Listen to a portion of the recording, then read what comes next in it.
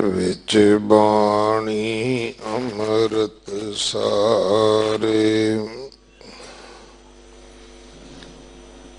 गुर बाणी कहे सेवक जन मानै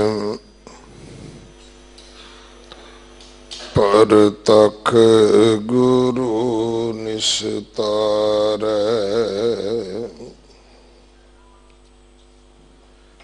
बाणी बिरलो विचारसी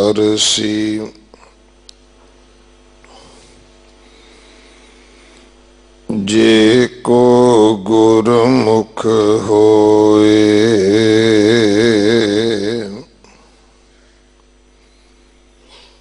एह बाणी महापुरख की निज कर वासा होए।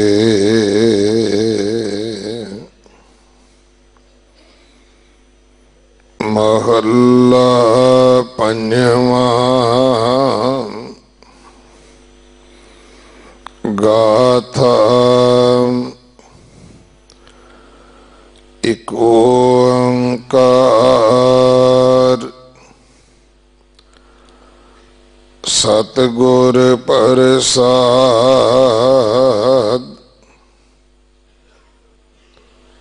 पावनी साध संगेन लभत्यं बड़ भागण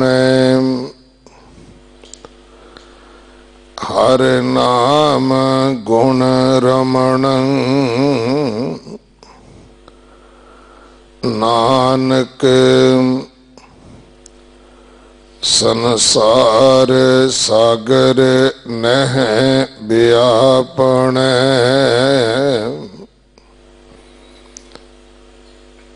गाथा गूढ़ अपारं समझण बिरला जन संसार काम तजण नानक गोबिंद रमण साध संग में सुमंतर साध बचना कोट दुख विनाशन हर चरण कमल ध्यान नानक कुल समूह उदाहरण सुंदर मंदर सैण जीण मध्य हर कीर्तन मुक्ति रमण गोबिंद नानक लभद्यंग बड़ भागण हर लभदो मित्र सुमितो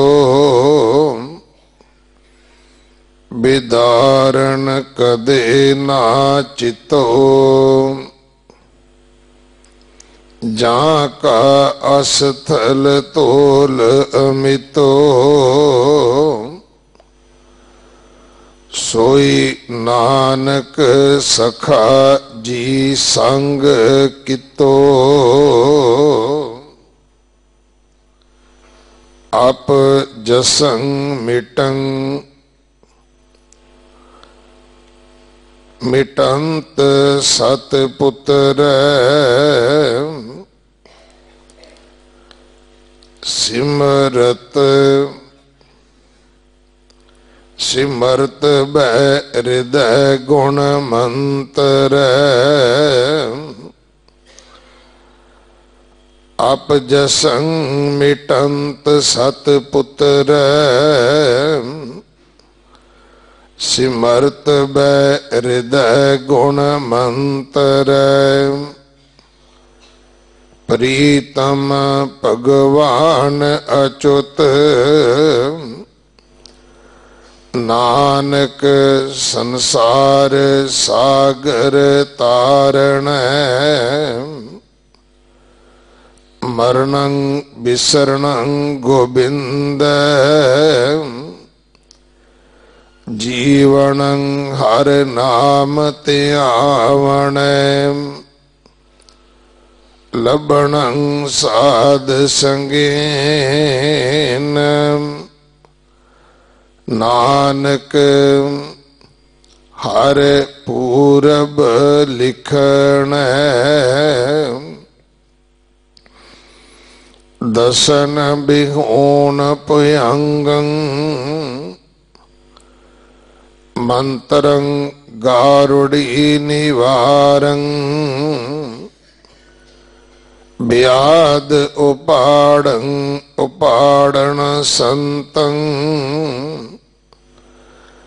नानक लबद कर्मण दसन बिहोन पुयंगं मंत्रं गारड़ी निवारं व्याध उपाड़न संतं नानक लबद कर्मण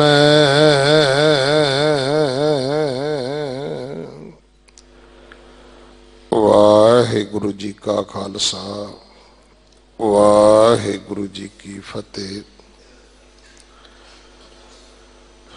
गुरु अर्जन दे पिता महाराज दी बाणी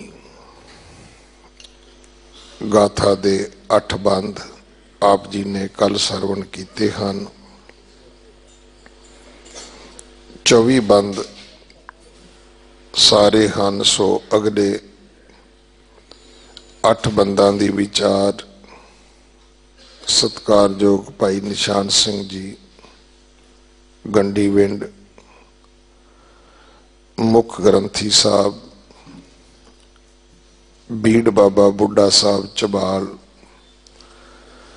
आप जी नूं सरवण करवाउणगे। 3 दिन उन्हां दा सेवा दा समा है साडे पास। कल ये बाणी दी विचार संपूर्ण होवेगी। अगले समय वास्ते गुरबाणी विचार सरवण करिए जी। वाहिगुरु जी का खालसा वाहिगुरु जी की फतेह। सब ते उत्तम हर की कथा नाम सुनत दर्द दुख लथा।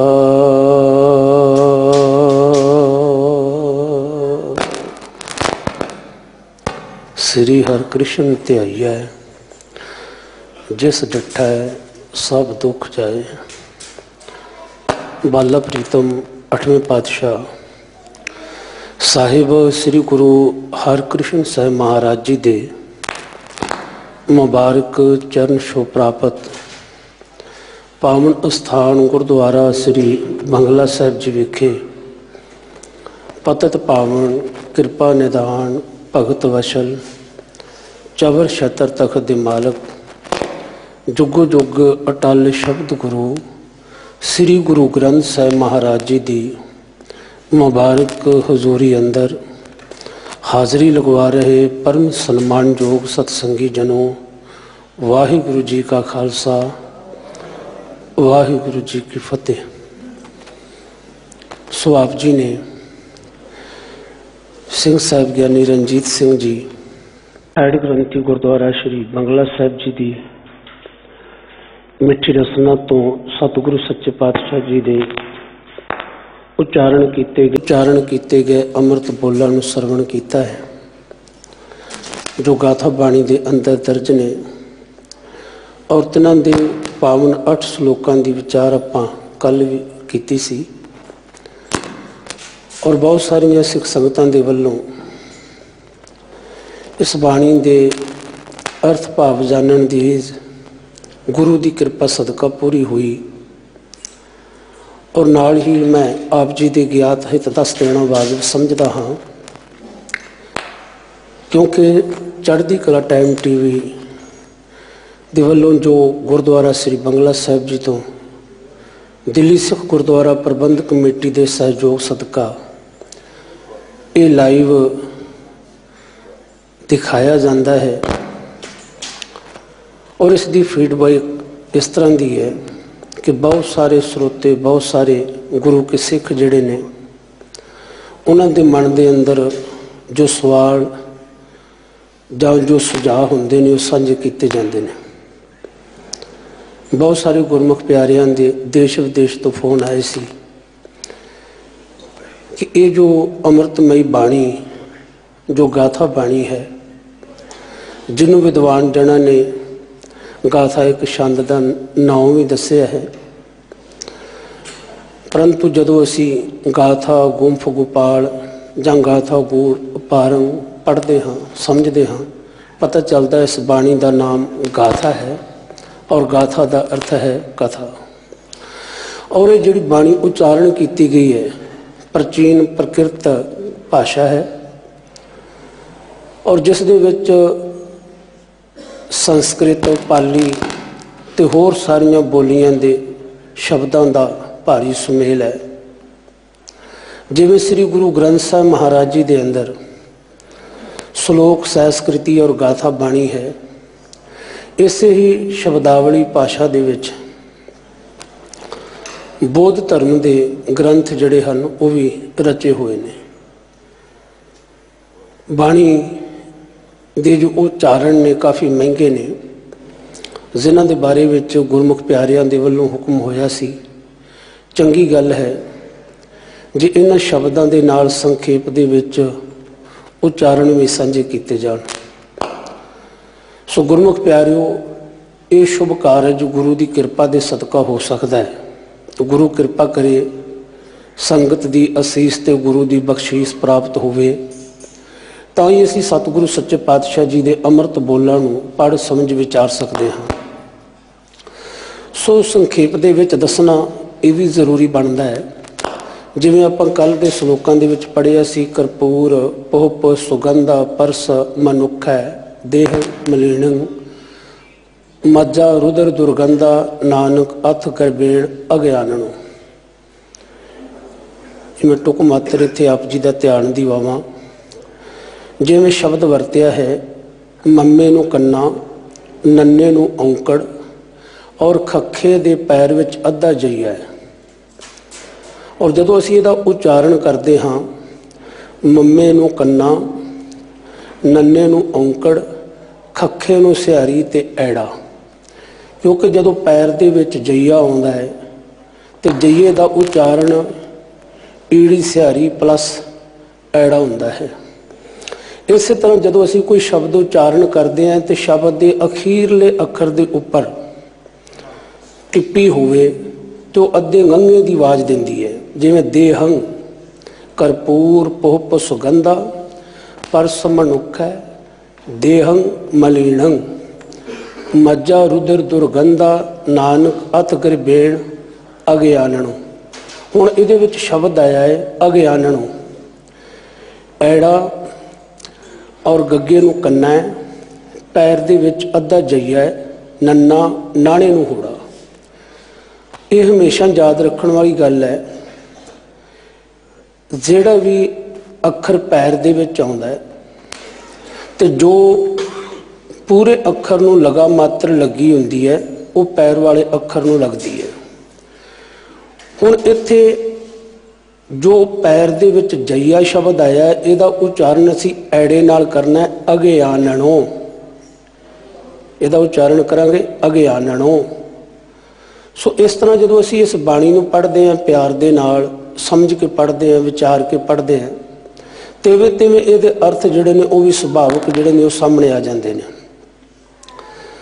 ਕਰਪੂਰ ਪਹੁਪ ਸੁਗੰਧਾ ਪਰਸ ਮਨੁੱਖੈ ਦੇਹੰ ਮਲੀਣੰ ਮਜ਼ਾ ਰੁਦਰ ਦੁਰਗੰਧਾ ਨਾਨਕ ਅਤ ਗਰਬੇਣ ਅਗਿਆਨਨ।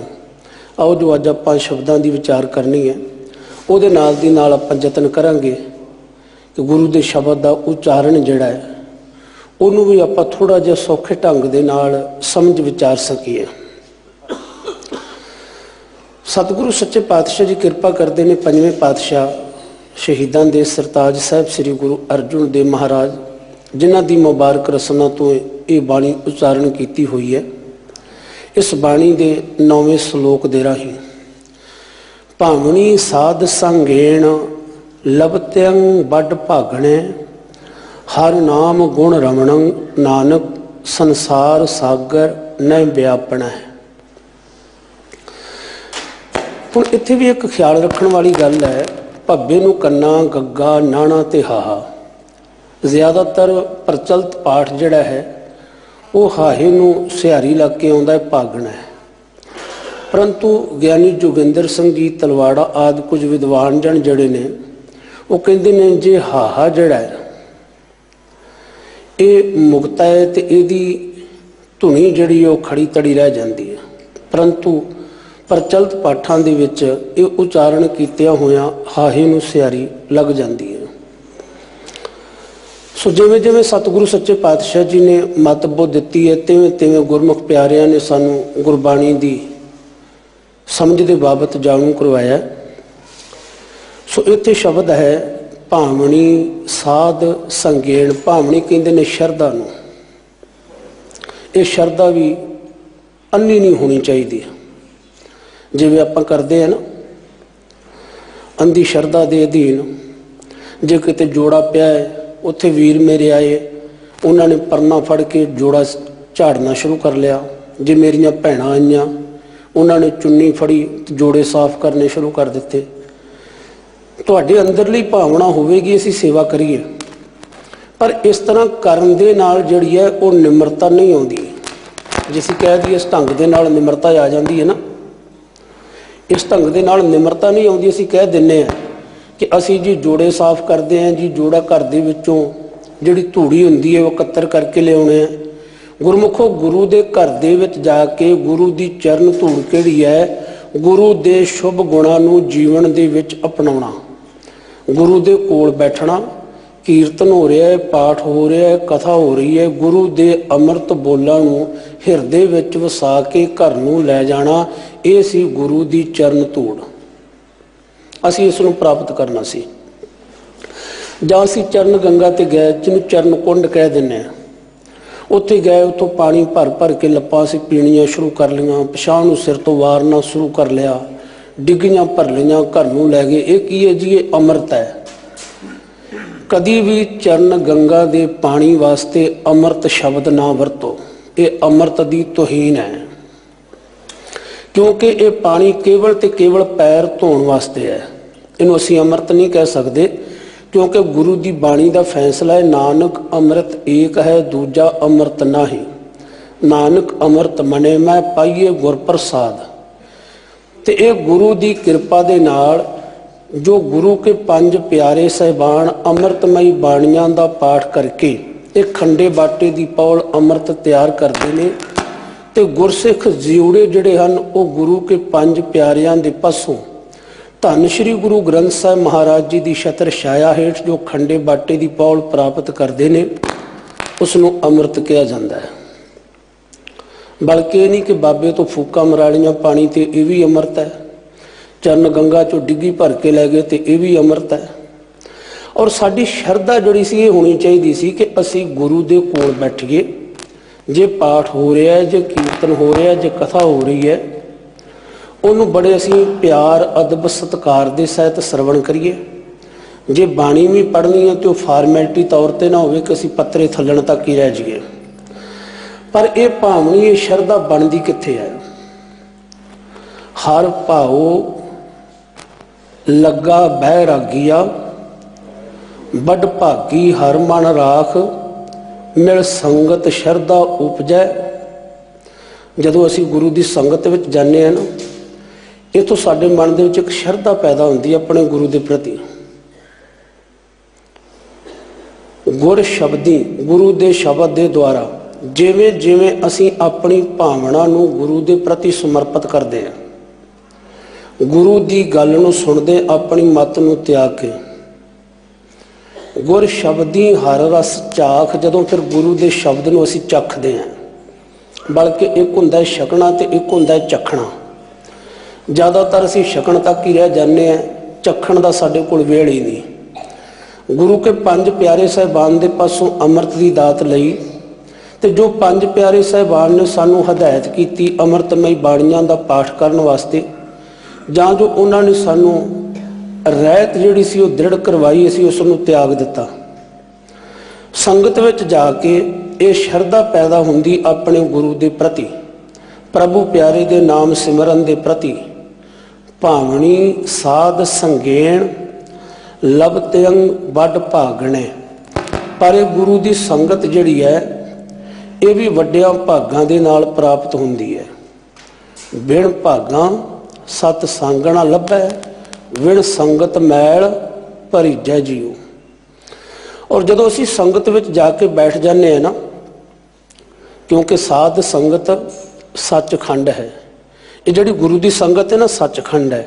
जिवें आपां सारे संगत रूप दे विच मिल बैठे हैं, ये सचखंड है। गुरु दे कोल बैठना, गुरु की बाणी नूं पढ़ना, गुरु की बाणी नूं सुनना, गुरु के आशे मुताबिक जीउणा, ये सचखंड वाली बिरती है। ये सुरत साडी सचखंड वाली है। ये नहीं है कि मरण तो बाद किसी नूं सचखंड मिल गया। असल में असीं ज़्यादातर जदों कोई चलाना कर जे ना, उदों कह दिंदे जी फलाना सचखंड वासी, जिवें असीं उहनूं सचखंड दीआं टिकटां लेके दे के आए होईए।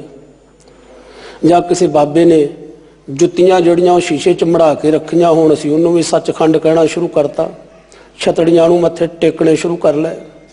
गुरमुखों में कई बार बेनती करदा है, जुत्तियां नूं मत्थे टेकण वालियां नूं जुत्तियां दी लोड़ हुंदी है।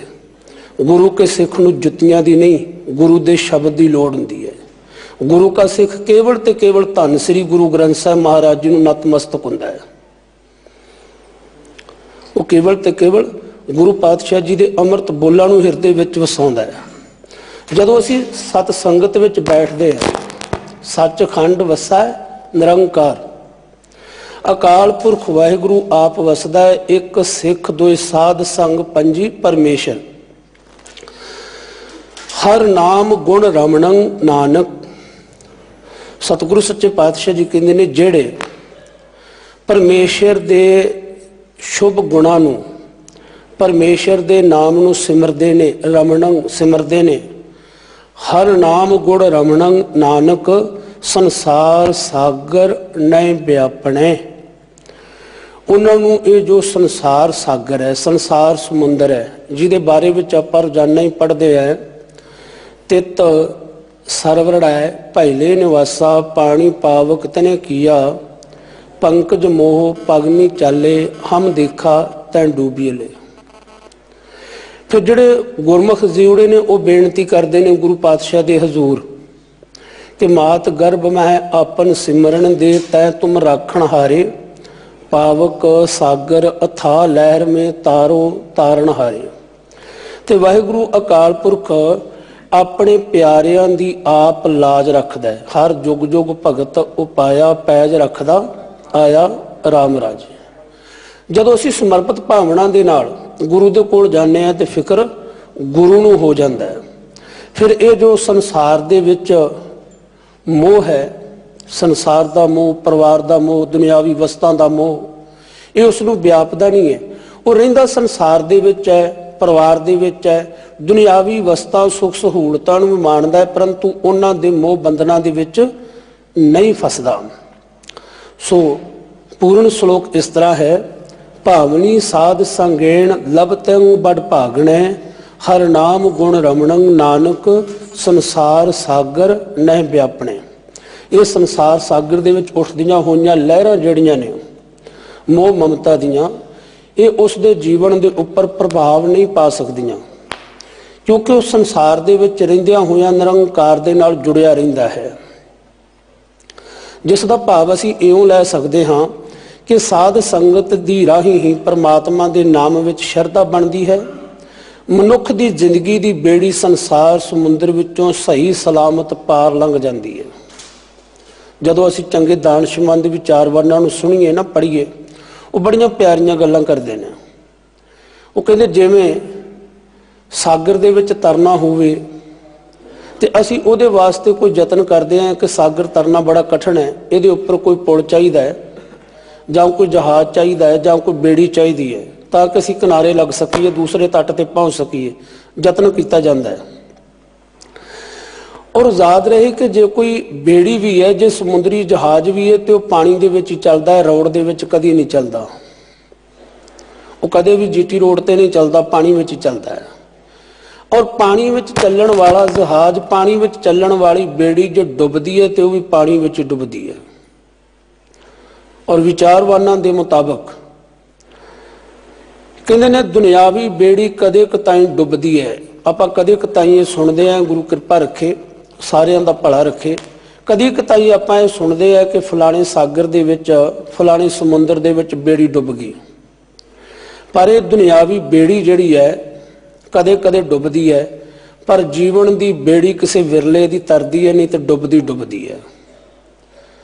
पंजवें पातशाह जी कहते जे मालक वाहिगुरू जी की कृपा हो जाए, ये साडे जीवन की बेड़ी जिहड़ी है किनारे ते लग जाती है। असीं मनुखी जीवन की बाजी नूं जित के चले जाते हाँ। और फिर सतगुरु सच्चे पातशाह जी कृपा करते हैं कि भावनी साध संगेण लभते अंग बड़ भागणे, हर नाम गुण रमणंग, नानक संसार सागर ने व्यापणे। और 10वें श्लोक दे राही गाथा गूढ़ अपारंग, जिवें बेनती कीती सी, ऐड़ा पप्पे नूं कन्ना रारे दे उपर टिप्पी है, अखीरले अखर दे उपर टिप्पी आउंदी है। जिवें आपां जाप साहब जी दी बाणी पढ़दे हैं ना, जदों अखीरले अखर दे उपर टिप्पी आउंदी है ते अगे अद्धे गंगे दी आवाज़ आउंदी है, गाथा गूढ़ अपारंग समझणंग बिरला जनहे। ये जिहड़ी गाथा है प्रभु प्यारे की सिफत सलाह वाली कथा है, वडियाई है, क्योंकि गाथा गुंफ गोपाल, ये प्रभु प्यारे की कीर्ति जिहड़ी है इस गाथा नामी बाणी दे विच गुंदी हुई है। और जो अपारंग, जो वाहिगुरू अकाल पुरख परे तो रहत है, बेअंत है, ओदी कथा कहानी, ओदी सिफत सलाह जिहड़ी है बड़ी गोज वाली है, बड़ी गोज वाली है, बड़ी गैर गंभीर है।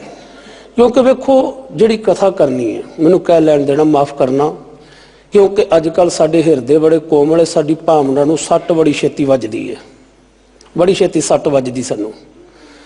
चाहे असीं कीर्तन की गल कर लीए, चाहे कथा की गल कर लीए, 7 सुरां सिख लैणियां मुबारक है, चंगी गल है। और 7 सुरां सिख के शब्दां नूं सिख लैणा बहुत ही वधिया गल, क्योंकि गुरबाणी जिहड़ी है अमृत है, अमृत साडे हिरदे विच वस जांदा है। पर इन्ना जरूर है, ये शब्द जिहड़े ने, ये जिहड़ी कला जिहड़ी है जिस दे राहीं इस नूं सिੱਖਿਆ, ये शब्द केवल साडे कंठ तक ना रह जाण, ये शब्द साडे हिरदे विच वस जाण। 7 सुरां कोई भी सिੱਖ सकदा है, कोई भी यतन करके आवाज़ जिहड़ी है वो जिन्हों कह लीए सुर दे नाल इस नूं गा के आनंद मान सकता है। उहदी आवाज़ चंगी है, उन्होंने ताल विच गाउणा आउंदा है, उन्होंने 7 सुरां दा ज्ञान है, मुबारक, चंगी गल। और कथा कर लैनी, कोई भी 4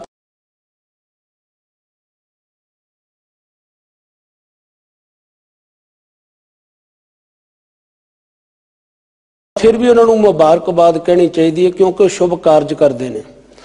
असल दे विच वो साडा कीता होया कीर्तन, वो साडी कीती हुई कथा, वो साडा कीता होया पाठ तां सार्थक है जे साडा गुरु दे नाल प्यार भी बन जावे, गुरु दे प्रति साडे मन दे अंदर शरधा भी पैदा हो जावे। और जिहड़ी बाणी दा पाठ करना, कीर्तन करना, कथा करनी ਜਾਂ कथा सरवण करनी, ਇਹਦੇ ਨਾਲ ਸਾਡੇ मन ਦੇ अंदर प्यार बनना चाहिए सी, परंतु अज उल्ट हो गया है। अज प्यार बनन की जगह ते तकरार ने जगह ले ली है। और प्यार पैदा होने की थां ते मन के अंदर हंकार च वाधा होना शुरू हो गया है। गुरबाणी दे अर्थ सिख लैने, गुरबाणी दे अर्थ सुना लैने मुबारक है, चंगी गल है, पर गुरु दे शब्दां नूं जीवन दे विच कमाउणा ये सब तो वड्डी गल है। गुरु दे बोल साडे हिरदे विच वस जाण, यही गल एक गोहज वाली, यही गल एक डूंगी रमज वाली है। गाथा गूढ़ अपारंग समझणं बिरला जने, कोई विरला सेवक है जिहड़ा इस गल नूं समझदा है कि भाई बाणी केवल फार्मैलिटी पूरी करने वास्ते नहीं है कि मैं 20 मिनटां दे विच नितनेम दा काम समाप्त कर देवां, मैं 5 मिनटां दे विच सुखमनी साहिब दा पाठ कर लवां। मैं इस बाणी दे विचों सीखना है। गुरबाणी मेरी सीखण वास्ते है, गुरबाणी मेरी जीवन जाच है। ये जो मैं कीर्तन कर रहा हाँ, जो कथा कर रहा है, केवल दूजिਆਂ ਨੂੰ सुनाउण वास्ते नहीं, ये मेरे वास्ते भी है। क्योंकि परथाए साखी महापुरख बोलदे सांझी सगल जहाने। जदों इस गल की समझ पै जाती है, फिर कहते संसार काम तजनंग नानक गोबिंद रमणंग साध संगम है। फिर उस संसार दे विच विचरदिया होया उन्हें पता लग जाता है, अवर काज तेरे कतै ना काम, मिल साध संगत भज केवल नाम। ए बंदे जिहड़े तू दुनियावी काम करदा है ना, केवल दुनिया दे वास्ते ही है, दुनिया दे वास्ते ही है, दुनिया वास्ते ही है, दीन वास्ते नहीं है। इस वास्ते तू गुरु की संगत भी कर, गुरु दे अमृत बोलां नूं पढ़िया कर, सुनिया कर ते जीवन दे विच कमाया कर। फिर बाबा फरीद साहब जी की असीं बाणी पढ़ते हाँ, उन्होंने बड़े सोहने ढंग दे नाल बड़े सौखे शब्दों के राही सानूं समझाया है। फरीदा जिन्नी कमी नाहे गुण ते कमड़े विसार, मत शर्मिंदा थी वही साईं दा दरबार। कि ओ काम ना कर जेड़े कम्मां दे विच लग के तैनूं प्रभु प्यारे दी याद विसर जावे, और जिस कारण करके धर्म की दुनिया दे अंदर तैनूं शर्मिंदगी का मूँह देखना पवे। धंधड़े कुला चित ना आवे हेकड़ो। ये दुनियावी धंधियां झमेलियां दे विच लग के जे एक वाहिगुरु अकाल पुरख की याद नहीं आउंदी ते फिर की है, नानक सेई तन फुटन जिन्ना साईं विसरै। जिवें जिवें असीं गुरु की बाणी नूं पढ़िया, गुरु की बाणी नूं सुनिया, सानूं समझ पई कि मैं संसारिक कारज करदियां निरंकार दे नाल भी जुड़ना है। ये शब्द असीं सुने जरूर सी कि हथ कार वल और चित करतार वल, ये शब्द सुने सी। हाथ पाओ कर काम सब चीत निरंजन नाल, ये बोल मेरे अपनाउण वास्ते भी सी। मैं कई बार महसूस करदा गुरमुखो, गुरु कृपा रखे ते मेरी भावना बनाई रखे। जदों मैं गुरबाणी का पाठ सुनदा है ना, कीर्तन सुनदा है, जां कथा विचार पढ़दा और करदा हाँ, मैनूं इंज लगदा है कि अमृत बोल जिहड़े ने वो मेरे वास्ते ने। गुरु मैनूं समझा रहा है कि हे भाई, केवल तू दूसरिਆਂ ਨੂੰ उपदेश देण तक ही ना रह जावीं, इन्हां बचनां नूं अपने जीवन दे विच भी कमा। जे इस भावना दे नाल असीं गुरु की बाणी, गुरु के शब्द नाल सुरत नूं जोड़ के सुनीए ना, तो सानू सारिਆਂ ਨੂੰ इंज लगेगा कि गुरु मेरे नाल गल्लां कर रहा है, गुरु मैनू समझा रहा है। कई बार इस तरह होंदी है ना कि अज भाई साहब जी ने कथा की, अज सिंह साहब ज्ञानी रणजीत सिंह होनी बोल रहे सी, मैनू ला ला के गल्लां कर रहे सी। भाई निशान सोहनी बोल रहे सी, मैनू ला ला के गल्लां कर रहे सी। कई बार सानू इंज लगता है ना, वो कारण की हुंदा है, जदों साडी सुरत शब्द नाल जुड़दी है ना, तो ਜਿਹੜੀਆਂ ਸਾਡੇ अंदर ऊण ताइयां ਹੁੰਦੀਆਂ वो बाहर ਨੂੰ ਆਉਂਦੀਆਂ ਤੇ ਸਾਨੂੰ ਇੰਜ ਲੱਗਦਾ ਹੈ कि ਜਿਵੇਂ ਅੱਜ ਦਾ ਬੁਲਾਰਾ ਜਿਹੜਾ ਕਥਾ ਵਿਚਾਰ ਕਰ ਰਿਹਾ ਹੈ ਨਾ, ਕੋਈ ਢਾਡੀ ਕਵੀਸ਼ਰ ਬੋਲ ਰਿਹਾ ਹੈ, ਉਹ ਮੈਨੂੰ ਲਾ ਲਾ ਕੇ ਗੱਲਾਂ ਕਰ ਰਿਹਾ ਹੈ। उस वेले समझण वाली गल यह है कि गुरु ने कृपा की है कि मैनू पता लगन लग पिया कि गुरु की बाणी मेरे वास्ते है, गुरु ने मैनू समझाया है। गाथा गूढ़ अपारंग समझनंग बिरला जने, संसार काम तजनंग नानक गोबिंद रमणंग साध संगम है। जदों असी साधुआं की संगत करते हैं, जिथे बैसन साध जन सो थान सुहंदा, जदों असी उन्हां दी संगत विच मिल के बैठते हैं, उत्थे केवल ते केवल प्रभु प्यारे की कीर्ति हुंदी है, उत्थे वाहिगुरू जी की वडियाई की जाती है। ਤੇ ਜਦੋਂ ਵਡਿਆਈ ਕਰਦੇ ਨੇ ਸੰਗਤ ਵਿੱਚ ਆਪਾਂ ਮਿਲ ਬੈਠਦੇ ਹਾਂ ਤੇ ਫਿਰ ਸਾਹਿਬ ਸਤਿਗੁਰੂ ਗੁਰੂ ਰਾਮਦਾਸ ਮਹਾਰਾਜ ਕਿਰਪਾ ਕਰਦੇ ਨੇ, ਮੇਰੇ ਮਾਧੋ ਜੀ ਸਤ ਸੰਗਤ ਮਿਲੇ ਸੋ ਤਰਿਆ, ਗੁਰ ਪ੍ਰਸਾਦ ਪਰਮ ਪਦ ਪਾਇਆ, ਸੂਕੇ ਕਾਸਟ ਹਰਿਆ। ਕਈ ਵਾਰ ਸਾਡੇ ਅੱਜ ਦੇ ਆਪਣੇ ਆਪ ਨੂੰ ਤਤ ਗਿਆਨੀ ਅਖਵਾਉਣ ਵਾਲੇ, ਵੇਖੋ ਗੁਰਬਾਣੀ ਦਾ ਪ੍ਰਚਾਰ ਕਰਨ ਵਾਲਾ ਹਰ ਇੱਕ ਗੁਰਮੁਖ ਪਿਆਰਾ ਜਿਹੜਾ ਹੈ ਉਹ ਸਤਿਕਾਰਯੋਗ ਹੈ, ਭਾਵੇਂ ਉਹ ਸਾਡਾ ਬੱਚਾ ਹੀ ਕਿਉਂ ਨਹੀਂ ਹੈ। ਮੈਂ ਤੇ ਇੱਥੋਂ ਤੱਕ ਵੀ ਕਹਿ ਦਿੰਦਾ ਹੈ, ਜੇ ਸਾਡਾ ਬੱਚਾ ਵੀ ਘਰ ਦੇ ਵਿੱਚ ਨਿਤਨੇਮ ਕਰਦਾ ਹੈ ਨਾ, ਬਾਣੀ ਪੜ੍ਹਦਾ ਹੈ, ਤੇ ਸਾਨੂੰ ਉਹਦਾ ਵੀ ਸਤਿਕਾਰ ਕਰਨਾ ਚਾਹੀਦਾ ਹੈ। ਤੇ ਜੇ ਕੋਈ ਗੁਰੂ ਦੀ ਬਾਣੀ ਦਾ ਕੀਰਤਨ ਕਥਾ ਵਿਖਿਆਨ ਕਰਕੇ ਸਾਨੂੰ ਸੁਣਾਉਂਦਾ, ਉਹਦਾ ਵੀ ਸਤਿਕਾਰ ਕਰਨਾ ਚਾਹੀਦਾ ਹੈ। ਔਰ ਨਾਲ ਦੀ ਨਾਲ ਇਹ ਵੀ ਬੇਨਤੀ ਜ਼ਰੂਰੀ ਹੈ ਕਿ ਅਸੀਂ ਵਾਲ ਤੋਂ ਖੱਲ ਲਾਉਣ ਵਾਲੇ ਨਾ ਬਣੀਏ। ਆਪਾਂ ਪਿੱਛੇ ਪੜ੍ਹੇ ਨਾ ਕਿ ਸਾਡੇ ਮਨ ਦੇ ਅੰਦਰ ਇੱਕ ਸ਼ਰਧਾ ਵੀ ਪੈਦਾ ਹੋਣੀ ਚਾਹੀਦੀ ਹੈ ਗੁਰੂ ਦੇ ਪ੍ਰਤੀ। ਮੈਂ ਜਦੋਂ ਪਹਿਲੀ ਵਾਰ 2003 ਦੇ ਵਿੱਚ ਇੱਕ ਪੁਸਤਕ ਲਿਖਣ ਲੱਗਾ ਸੀ, ਜਨਮ ਸਾਖੀ ਬਾਬਾ ਬੁੱਢਾ ਸਾਹਿਬ ਜੀ, ਉਹ ਪੁਸਤਕ ਲਿਖਣ ਤੋਂ ਪਹਿਲਾਂ ਮੈਂ ਟੀਵੀ ਦੇ ਸਾਹਮਣੇ ਬੈਠਾ ਹੋਇਆ ਸੀ ਤੇ ਗਿਆਨੀ ਸੰਤ ਸਿੰਘ ਜੀ ਮਸਕੀਨ, ਉਹਨਾਂ ਦੀ ਕਥਾ ਆ ਰਹੀ ਸੀ। ਉਹਨਾਂ ਨੇ ਇੱਕ ਬੜੀ ਬਾਕਮਾਲ ਗੱਲ ਕਹੀ ਕਿ ਗਿਆਨ ਦੇ ਨਾਲ ਨਾਲ ਸ਼ਰਧਾ ਦਾ ਹੋਣਾ ਵੀ ਜ਼ਰੂਰੀ ਹੈ। ਜੇ ਬੰਦੇ ਦੇ ਕੋਲ ਕੱਲਾ ਗਿਆਨ ਹੋਵੇ ਉਹ ਹੰਕਾਰੀ ਹੋ ਜਾਂਦਾ ਹੈ, ਤੇ ਜੇ ਕੱਲੀ ਸ਼ਰਧਾ ਹੋਵੇ ਗਿਆਨ ਨਾ ਹੋਵੇ ਉਹ ਫਿਰ ਅੰਨੀ ਸ਼ਰਧਾ ਦੇ ਵਿੱਚ ਹੀ ਧਕੇਲਿਆ ਜਾਂਦਾ ਹੈ, ਉਹ ਅੰਧੀ ਸ਼ਰਧਾ ਦੇ ਅਧੀਨ ਹੋ ਜਾਂਦਾ ਹੈ। ਮੈਨੂੰ ਇੰਝ ਲੱਗਦਾ ਸੀ ਕਿ ਜਿਵੇਂ ਉਹ ਕਥਾ ਮੇਰੇ ਵਾਸਤੇ ਹੀ ਆਈ ਹੋਵੇ, ਜਿਵੇਂ ਉਸ ਦਿਨ ਇਹ ਬੋਲ ਉਹਨਾਂ ਨੇ ਮੇਰੇ ਵਾਸਤੇ ਹੀ ਕਹੇ ਹੋਣ, ਮੈਨੂੰ ਬੜੇ ਚੰਗੇ ਲੱਗੇ। ਔਰ ਗਿਆਨ ਦਾ ਹੋਣਾ ਵੀ ਜ਼ਰੂਰੀ ਹੈ ਤੇ ਸ਼ਰਧਾ ਦਾ ਹੋਣਾ ਵੀ ਜ਼ਰੂਰੀ ਹੈ। ਹੁਣ ਜਦੋਂ ਅਸੀਂ ਗਿਆਨ ਦੀ ਗੱਲ ਕਰਦੇ ਨਾ, ਅੱਜ ਅਸੀਂ ਹਰ ਗੱਲ ਦਾ ਖੰਡਨ ਕਰਨ ਵਾਲੇ ਪਾਸੇ ਨੂੰ ਤੁਰੇ ਹੋਏ, ਆ ਵੀ ਨਹੀਂ ਹੋ ਸਕਦਾ, ਆ ਵੀ ਨਹੀਂ ਹੋ ਸਕਦਾ। ਤੇ ਜੇ ਕੋਈ ਸਾਨੂੰ ਪੁੱਛ ਲੇ ਫਿਰ ਹੋ ਕੀ ਸਕਦਾ ਹੈ, ਕੋਈ ਗੁਰਬਾਣੀ ਦਾ ਪ੍ਰਮਾਣ ਵੀ ਦਿਓ, ਉੱਥੇ ਆਣ ਕੇ ਫਿਰ ਅਸੀਂ ਚੁੱਪ ਹੋ ਜਾਂਦੇ ਹਾਂ। ਕਿਉਂਕਿ ਖੰਡਨ ਦੇ ਨਾਲ ਮੰਡਣ ਵੀ ਜ਼ਰੂਰੀ ਹੈ। ਜੇ ਇਹ ਨਹੀਂ ਹੋ ਸਕਦਾ ਤੇ ਉਹ ਹੋ ਸਕਦਾ, ਸਾਨੂੰ ਦੱਸਣਾ ਵੀ ਜ਼ਰੂਰੀ ਹੈ। ਜਦੋਂ ਅਸੀਂ ਗੁਰੂ ਦੇ ਬਚਨਾਂ ਨੂੰ ਬੜੇ ਧਿਆਨ ਦੇ ਨਾਲ ਸੁਣਦੇ ਹਾਂ, ਸੰਗਤ ਵਿੱਚ ਆਣ ਕੇ ਸਾਡੀ ਗੁਰੂ ਦੇ ਪ੍ਰਤੀ, ਪ੍ਰਭੂ ਪਿਆਰੇ ਦੇ ਨਾਮ ਸਿਮਰਨ ਦੇ ਪ੍ਰਤੀ ਸ਼ਰਧਾ ਬਣਦੀ ਹੈ, ਸਾਨੂੰ ਗੁਰੂ ਗੂੜ ਗਿਆਨ ਦੀਆਂ ਗੱਲਾਂ ਦੱਸਦਾ ਹੈ, ਤਦੋਂ ਸਾਡੇ ਹਿਰਦੇ ਦੇ ਅੰਦਰ ਅਜਿਹਾ ਪ੍ਰਕਾਸ਼ ਹੁੰਦਾ ਹੈ, ਇਹੋ ਜਿਹਾ ਚਾਨਣ ਹੁੰਦਾ ਹੈ ਕਿ ਉਹ ਵਿਅਕਤੀ ਜਿਹੜਾ ਹੈ ਉਹਨੂੰ ਇਸ ਗੱਲ ਦੀ ਸਮਝ ਪੈ ਜਾਂਦੀ ਹੈ, ਜਿਵੇਂ ਸਤਿਗੁਰੂ ਸੱਚੇ ਪਾਤਸ਼ਾਹ ਜੀ 11ਵੇਂ ਸ਼ਲੋਕ ਦੇ ਰਾਹੀਂ ਕਿਰਪਾ ਕਰਦੇ ਨੇ, ਸੋ ਮੰਤਰ ਸਾਧ ਬਚਨਾ ਕੋਟ ਦੁਖ ਬਿਨਾਸਨੇ, ਕਿ ਜੋ ਭਾਈ ਸਾਧੂ ਹੈ, ਜੋ ਗੁਰੂ ਹੈ, ਉਹਦੀ ਰਸਨਾ ਤੋਂ ਨਿਕਲਿਆ ਹੋਇਆ ਇੱਕ ਇੱਕ ਬੋਲ ਜਿਹੜਾ ਹੈ ਉਹ ਸ੍ਰੇਸ਼ਟ ਮੰਤਰ ਹੈ। ਮੰਤਰ ਇਹ ਨਹੀਂ ਜਿਹੜਾ ਕੰਨ ਦੇ ਵਿੱਚ ਦਿੱਤਾ ਜਾਂਦਾ ਹੈ, ਕਿਉਂਕਿ ਜੰਤਰ ਮੰਤਰ ਤੇ ਤੰਤਰ ਇਹ ਤਿੰਨ ਪ੍ਰਕਾਰ ਦੀ ਇਹਨਾਂ ਨੂੰ ਦੱਸਿਆ ਜਾਂਦਾ ਹੈ। ਜਿਵੇਂ ਜੰਤਰ ਕਿਸੇ ਦੇਵਤੇ ਦਾ ਨਾਂ ਲਿਖ ਕੇ ਉਹਨੂੰ ਤਵੀਤ ਵਿੱਚ ਮੜਾ ਕੇ ਕਿਸੇ ਦੇ ਗਲ ਦੇ ਵਿੱਚ ਪਵਾ ਦੇਣਾ, ਇਹਨੂੰ ਜੰਤਰ ਆਖਿਆ ਜਾਂਦਾ ਸੀ। ਮੰਤਰ ਕਿਸੇ ਨੂੰ ਕਿਸੇ ਇਸ਼ਟ ਦਾ, ਕਿਸੇ ਦੇਵਤੇ ਦਾ ਨਾਮ ਦੇ ਦੇਣਾ, ਤੂੰ ਇਹਨੂੰ ਜਪੀ ਜਾ, ਇਹਨੂੰ ਮੰਤਰ ਆਖਿਆ ਜਾਂਦਾ ਸੀ।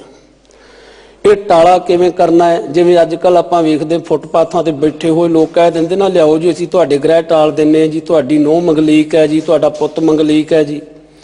ਹੈਰਾਨਗੀ ਵਾਲੀ ਗੱਲ, ਇਹ ਜਿੰਨੇ ਗ੍ਰਹਿ ਆਕਾਸ਼ ਮੰਡਲ ਦੇ ਵਿੱਚ ਚੱਲ ਰਹੇ ਨੇ, ਉਹ ਕਹਿੰਦੇ ਜੀ ਬਸ ਥੋੜੇ ਜਿਹੇ ਤੁਸੀਂ ਕਾਲੇ ਮਾਂ ਦੇ ਦਿਓ ਤੇ ਕਾਲਾ ਕੱਪੜਾ ਦੇ ਦਿਓ, ਅਸੀਂ ਗ੍ਰਹਿਆਂ ਦੀ ਚਾਲ ਹੀ ਬਦਲ ਦਿਆਂਗੇ। ਤੇ ਪੜ੍ਹੇ ਲਿਖੇ ਹਿੰਦੁਸਤਾਨ ਦੇ ਵਸਨੀਕ ਲੋਕ ਜਿਹੜੇ ਨੇ, ਉਹ ਵੀ ਉਸ ਵੇਲੇ ਆਪਣੀ ਗਿਆਨਤਾ ਜਿਹੜੀ ਉਹ ਸਾਹਮਣੇ ਲਿਆ ਦਿੰਦੇ ਨੇ, ਜਦੋਂ ਇਹਨਾਂ ਭਰਮ ਭੁਲੇਖਿਆਂ ਵਿੱਚ ਪੈ ਜਾਂਦੇ ਨੇ, ਜਿਹੜੇ ਗ੍ਰਹਿਆਂ ਦੀ ਚਾਲ ਹੀ ਬਦਲ ਦਿੰਦੇ ਨੇ। ਵੇਖੋ, ਜੇ ਕਾਲੇ ਮਾਂ ਦੇ ਨਾਲ, ਕਾਲੇ ਕੱਪੜੇ ਦੇ ਨਾਲ ਗ੍ਰਹਿਆਂ ਦੀ ਚਾਲ ਬਦਲੀ ਜਾ ਸਕਦੀ ਹੈ, ਤੇ ਕੀ ਅਸੀਂ ਆਪਣੇ ਦੇਸ਼ ਦੇ ਵਿਰੋਧੀ ਦੇਸ਼ ਜਿਹੜੇ ਹਨ ਉਹਨਾਂ ਉੱਤੇ ਲੋਕਾਂ ਦੀ ਸੋਚ ਨਹੀਂ ਬਦਲ ਸਕਦੇ? ਇਹ ਗੱਲਾਂ ਸਾਰੀਆਂ ਧਿਆਨ ਮੰਗਦੀਆਂ।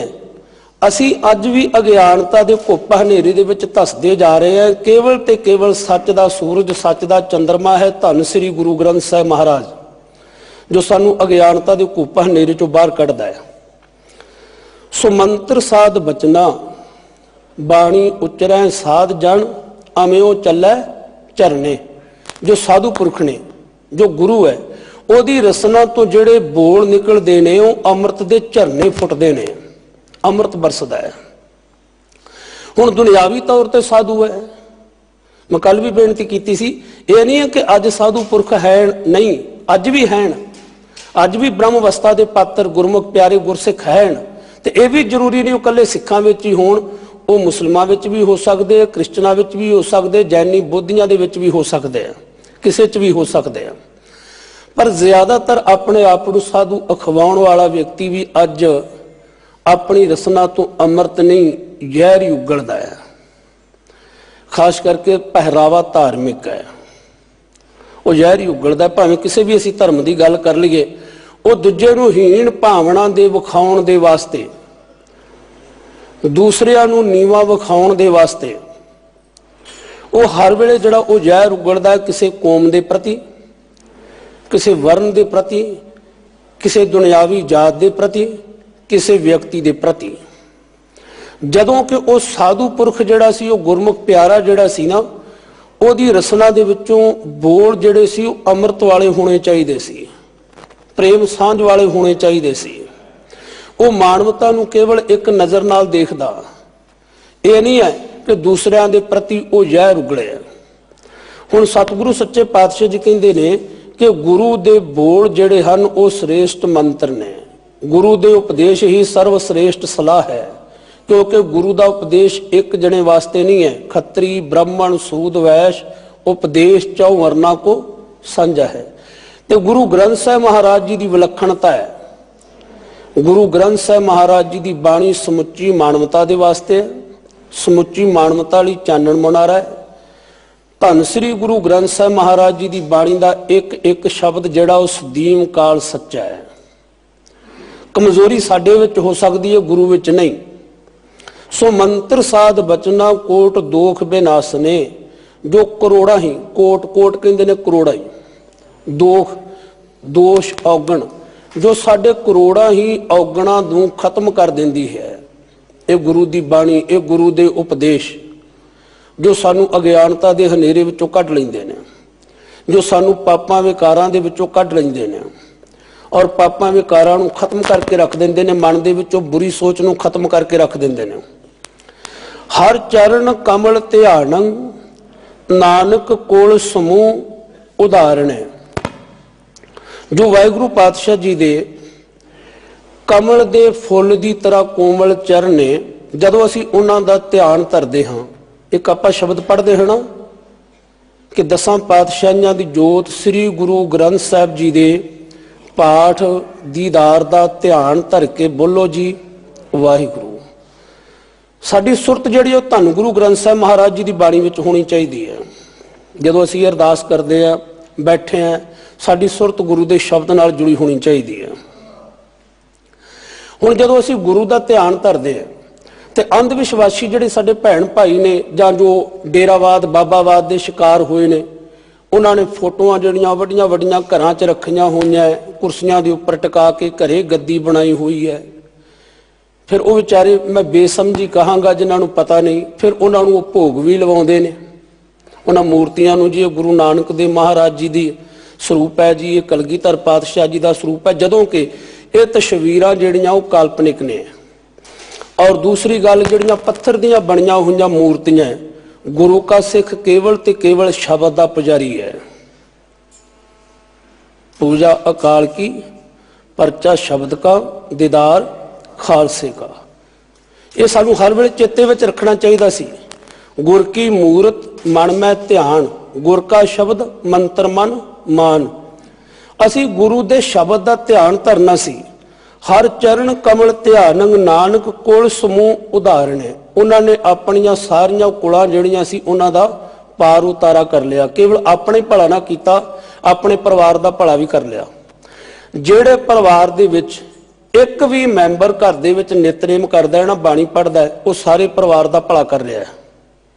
तो जे सारे परिवार के मैंबर रल के बाणी पढ़न तो भाई उही अस्थान जिहड़ा वो पवित्र बन जाता है। जिवें आपां अगे चल के सरवण करते हाँ, मेरे सतगुरु सच्चे पातशाह जी ने कृपा की है कि सुंदर मंदर सैणे जेण मदै हर कीर्तन है। वो घर जिहड़े ने बड़े सुंदर ने, किहड़े जिथे नाम जपिया प्रभ प्यारे से अस्थिल सोइन चौबारे। वो भावें रड़े थां ते भी बैठे हुए ने, उन्हां दे कोल कोई महल नहीं है, सिर ढक्कण दे वास्ते कोई झोंपड़ी भी नहीं है, वो रड़े मैदान ते बैठे हुए ने। पर रड़े मैदान विच बैठे हुए फिर भी मालक वाहिगुरू जी के नाम नूं जपदे ने। रड़े मैदान च कहण दा भाव वो किसी झोंपड़ी जी दे विच भी बैठे हुए ने, क्योंकि असीं उन्हां लोकां नूं सत्कार नहीं दिंदे जदों कि सत्कार देना चाहिदा सी। हुण कहंदे भावें वो झोंपड़ी दे विच बैठा है, रड़े बैठा होया है, जिथे बैठ के प्रभु प्यारे की बंदगी की जाती है, इंज समझ लवो कि वह सोने के चुबारियां दे विच वस रहा है। जिथे नाम जपी है प्रभ प्यारे से अस्थिल सोइन चौबारे। जिथे नाम ना जपीए मेरे गोविंदा सेई नगर उजाड़ी जियो। ते जिथे परमेश्वर का नाम नहीं जपिया जाता उत्थे घर की गल नहीं है, कहंदे वो पिंड ही समझ लो कि उजाड़ दा थां है। इन्नी बरकत है गुरु की बाणी के अंदर। जिस घर दे विच बाणी पढ़ी जाती है, जिस नगर दे विच बाणी पढ़ी जाती है, बाणी नूं सत्कार दे सहित हिरदे विच अपनाया जाता है, वो घर सुहावने हो गए। हुण इहदा मतलब ये नहीं है कि असीं जदों जदी जिवें पिंडां दे विच गुरुद्वारे बनाए ने, 8-8 स्पीकर लाए होण ते असीं कहीए नहीं जी जिन्नी बाणी पढ़ांगे जिन्नी बाणी सुणावांगे भला होवेगा। असीं दूजिआं नूं सुणाउण तक ही रह गए, बल्कि खुद सुणन तो असमर्थ हो गए। असीं गुरु दे बोलां नूं सुणना सी। सुंदर मंदर सैणे, कुछ विद्वानां ने अर्थ इहदे कीते ने सज्जण गुरमुख प्यारे। सुंदर मंदर सैणे जैन मद हर कीर्तन। जिन्हां घरां दे विच गुरमुख प्यारे वसदे ने, प्रभु प्यारे दे भगत जन वसदे ने, बंदगी करते ने, भाई वो घर सुहावने बन गए। कबीर जाकर साधना सेविया हर की सेवा नाहे, ते घर मरहट सारखे भूत बसै तिन माहे। जिन्हां घरां दे विच साधु पुरख की सेवा नहीं, गुरमुखां की सेवा नहीं, गुरसिखां दा अदब सत्कार नहीं, जिस घर दे विच गुरु दी बाणी दा पाठ नहीं और रब दे प्यारे घर दे विच अतिथि आ जाण, उन्हां दी सेवा वाली कोई भावना नहीं है, ते कहंदे इंज समझ लो वो घर जिहड़ा है वो मड़ियां दे तुल है, मड़ियां दे तुल है, कब्रस्तान दे तुल है, जिथों हर वेले एक सहम बनिया रहिंदा है कि मड़ियां दे विच भूतने वसदे आ। भावें सारियां गल्लां मिथियां होईयां है, असल दे विच ते कल में प्रेत जिनी राम ना पछाता। ये झगड़े झमेलियां दे समय विच प्रेत तां ओह ने, भूतने ते ओह ने जिन्हां ने परमेश्वर नूं जाणिया नहीं। कबीर जाकर साधना सेविए हर की सेवा नाहे, ते घर मरहट सार के भूत बसे तिन माहे। उन्हां दे घरां विच की है फिर तरह तरह के नशे, विकार, विचार, हर वेले दा तकरार, और जेड़े आंडी गवांढी जेड़े हन, जेड़े शरीके भाईचारे दे विच वसदे होए लोग ने, वो भी उन्हां तो परेशान हो जांदे ने। वो कहंदे भाई इन्हां ते साडा भी जीना हराम कीता होया है। वो केवल अपनी जिंदगी नूं ही बर्बाद नहीं करते, बल्कि अपने घर नूं भी उजाड़ दिंदे ने ते अपनी कुल नूं भी कलंकित कर दिंदे ने। ये सी दोहां लत्तां वाले भूत, क्योंकि दूजे भूत तां मैं वेखे नहीं, भावें भूतां दीयां गल्लां बड़ियां कीतीआं जांदियां। मैं कई बार कहना हुंदा एक अद्धा भूत मेरे वाल नूं भी छड्डो, मैनूं पता तो लग जावे भूत हुंदा है। भूत दा अर्थ हुंदा खत्म होया, मुक चुका, बीत चुका। जदों असीं कालां दी गल करदे, भूतकाल, वर्तमान काल, भविख काल। असीं एक पंक्ति ले ली गुरबाणी दे विचों, सुखमणी साहिब दे विचों, चिमटे ढोलकियां खड़काउण वालियां ने जां जिन्हां ने गुरबाणी नूं विचारिया ना, कहंदे देखो जी सुखमणी साहिब जी दी बाणी विच लिखिया होया है, कई कोट भूत प्रेत सूकर मिरगा च वेखो गुरबाणी च लिखिया होया है। मैं कहा ठीक है, गुरमुखों लिखिया है, सच है, भूतने हुंदे है, पर गुरु नूं पुछो तां सही भूत कहंदे किनूं है। भूत दा अर्थ तां शरीर भी है, 23वीं अष्टपदी दे विच लिखिया है। सो सर्व भूत आप वरतारा, ਜਦੋਂ ਅਸੀਂ ਭੂਤ ਦੀ ਗੱਲ ਕਰਦੇ, ਪ੍ਰੇਤ ਦੀ ਗੱਲ ਕਰਦੇ ਤੇ ਗੁਰਬਾਣੀ ਨੂੰ ਪੜ੍ਹ ਲਿਆ ਕਰੀਏ। ਗੁਰੂ ਸਾਹਿਬ ਸਾਡੇ ਹਰ ਸਵਾਲ ਦਾ ਸਾਨੂੰ ਜਵਾਬ ਦਿੰਦਾ ਹੈ, ਸਾਨੂੰ ਸੇਧ ਦਿੰਦਾ ਹੈ। ਕਲ ਮੇ ਪ੍ਰੇਤ ਜਿਨੀ ਰਾਮ ਨਾ ਪਛਾਤਾ, ਉਹ ਭੂਤ ਨਹੀਂ ਹੈ। ਜਿਹੜੇ ਪਰਮੇਸ਼ਰ ਦੇ ਨਾਮ ਤੋਂ ਦੂਰ ਨੇ, ਜਿਹੜੇ ਸ਼ੁਭ ਗੁਣਾਂ ਤੋਂ ਦੂਰ ਨੇ, ਜਿਨ੍ਹਾਂ ਨੇ ਇਨਸਾਨੀ ਗੁਣਾਂ ਨੂੰ ਤਿਆਗਿਆ ਹੋਇਆ, ਜਿਹੜੇ ਨਸ਼ਈ ਵਿਕਾਰੀ ਵਿਭਚਾਰੀ ਨੇ, ਪਰਿਵਾਰ ਨੂੰ ਪੁੱਛ ਕੇ ਤੇ ਵੇਖੋ, ਉਹਨਾਂ ਵਾਸਤੇ ਉਹ ਭੂਤ ਨਹੀਂ ਹੈ। ਜਿੱਥੇ ਰੋਜ਼ ਹੀ ਭਾਂਡੇ ਖੜਕਦੇ ਨੇ, ਜਿੱਥੇ ਬੱਚਿਆਂ ਨੂੰ ਪੜ੍ਹਾਉਣ ਦੀ ਜਗ੍ਹਾ ਦੇ ਉੱਪਰ ਕੇਵਲ ਆਪਣੇ ਨਸ਼ੇ ਪੂਰੇ ਕੀਤੇ ਜਾਂਦੇ ਨੇ, ਉਹ ਬੱਚਿਆਂ ਦਾ ਲਹੂ ਹੀ ਤਾਂ ਪੀ ਰਹੇ ਨੇ, ਹੋਰ ਕੀ ਹੈ। ਹੋਰ ਭੂਤ ਨੇ ਕਿਹੜੇ ਲੱਭਦੇ ਫਿਰਦੇ ਸੀ। ਸੁੰਦਰ ਮੰਦਰ ਸੈਣੇ ਜੇਣ ਮਦ ਹਰ ਕੀਰਤਨੈ, ਮੁਕਤੇ ਰਮਣ ਗੋਬਿੰਦੇ ਨਾਨਕ ਲਬਦੇ ਵੱਡ ਭਾਗਣੇ। ਜਿਹੜੇ ਪਰਮੇਸ਼ਰ ਦੇ ਨਾਮ ਨੂੰ ਜਪਦੇ ਨੇ, ਜੋ ਧਰਤੀ ਦਾ ਆਸਰਾ ਹੈ, ਕਹਿੰਦੇ ਨੇ ਉਹ ਸੰਸਾਰਿਕ ਵਿਕਾਰਿਕ ਬੰਧਨਾਂ ਤੋਂ ਖਲਾਸ ਹੋ ਗਏ, ਉਹ ਮੁਕਤ ਹੋ ਗਏ। ਪਰ ਇਹ ਗੁਰਮੁਖ ਪਿਆਰੇ ਲੱਭਦੇ ਜਿਹੜੇ ਨੇ ਵੱਡਿਆਂ ਭਾਗਾਂ ਦੇ ਨਾਲ ਨੇ। ਨਾਨਕ ਲੱਭਦਿਆਂ ਵੱਡ ਭਾਗਣੇ, ਵੱਡਿਆਂ ਭਾਗਾਂ ਦੇ ਨਾਲ। ਕੋਈ ਵਿਰਲੇ ਘਰ ਹੋਣਗੇ ਜਿਨ੍ਹਾਂ ਘਰਾਂ ਵਿੱਚ ਬਾਣੀ ਪੜ੍ਹੀ ਜਾਂਦੀ ਹੋਵੇ।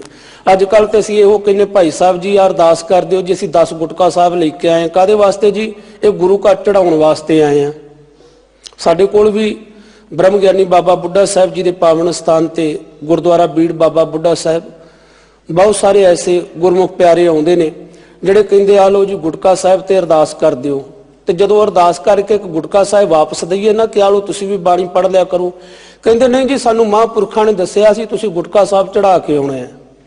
ਫਿਰ ਉਹਨਾਂ ਨੂੰ ਬੇਨਤੀ ਕਰੀਦੀ ਹੈ, ਗੁਰਮੁਖੋ ਬਾਬਾ ਬੁੱਢਾ ਸਾਹਿਬ ਤੇ ਅੱਗੇ ਬ੍ਰਹਮ ਗਿਆਨੀ ਹੈ, ਉਹਨਾਂ ਨੂੰ ਬਾਣੀ ਪੜ੍ਹਨ ਦੀ ਲੋੜ ਨਹੀਂ, ਬਾਣੀ ਸਾਨੂੰ ਪੜ੍ਹਨ ਦੀ ਲੋੜ ਹੈ। ਬਾਬਾ ਦੀਪ ਸਿੰਘ ਅੱਗੇ ਬ੍ਰਹਮ ਅਵਸਥਾ ਦੇ ਪਾਤਰ ਨੇ, ਬਾਣੀ ਪੜ੍ਹਨ ਦੀ ਉਹਨਾਂ ਨੂੰ ਲੋੜ ਨਹੀਂ, ਸਾਨੂੰ ਲੋੜ ਹੈ।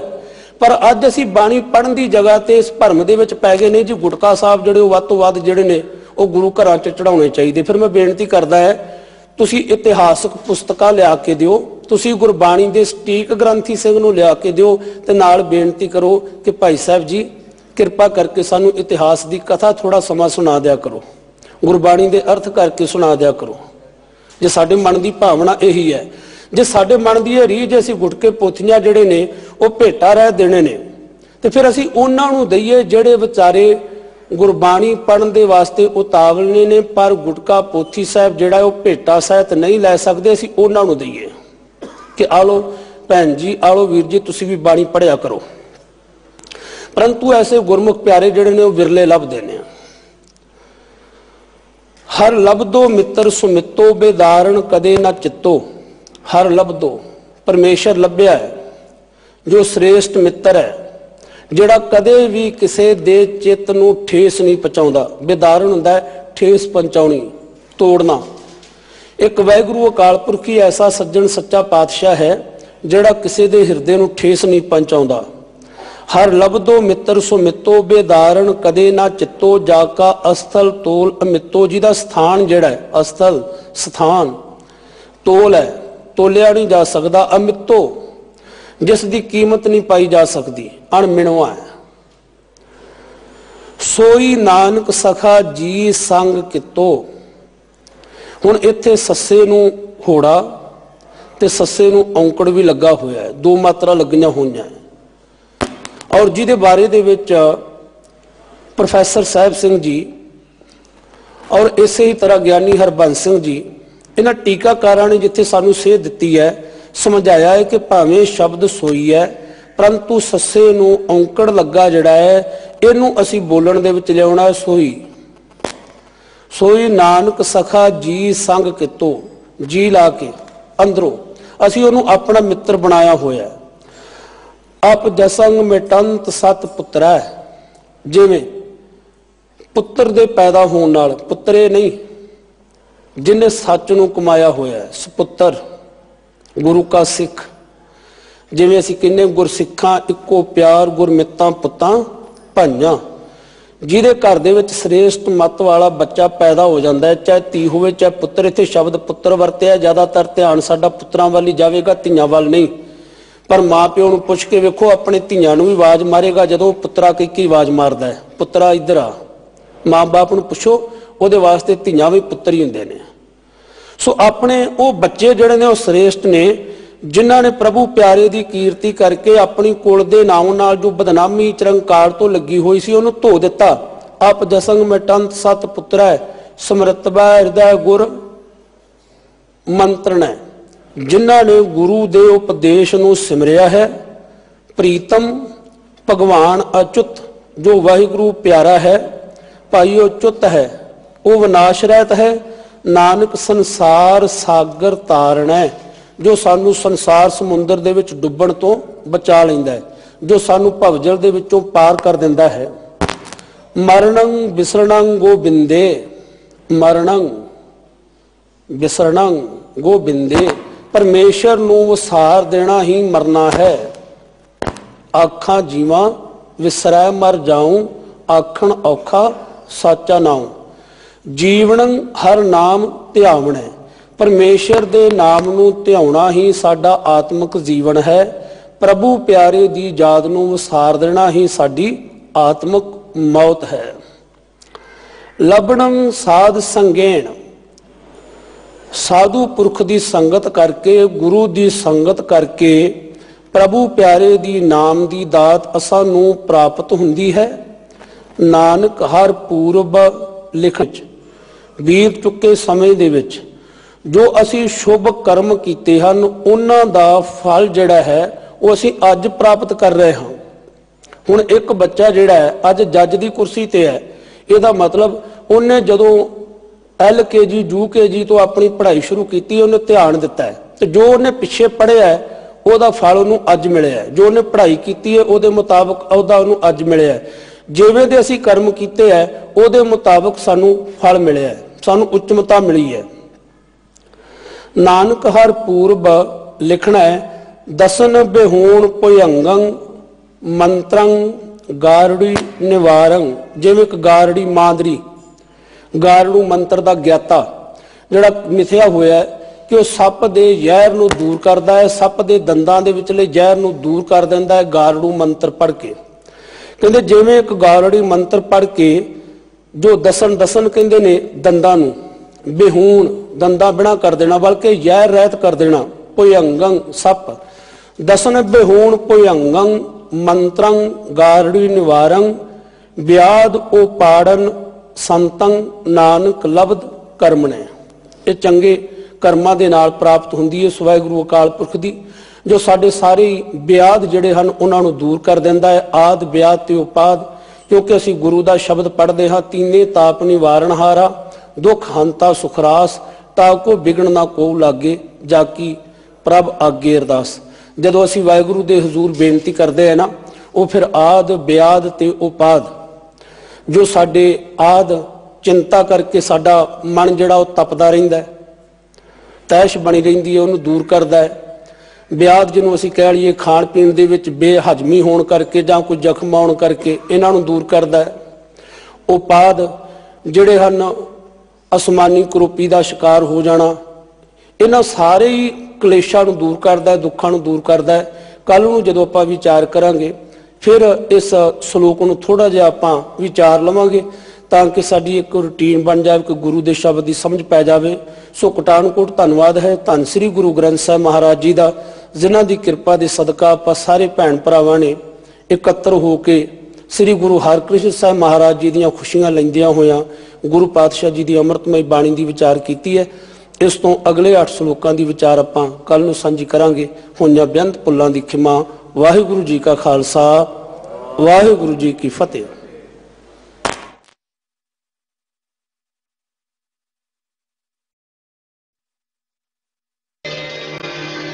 Hare Krishna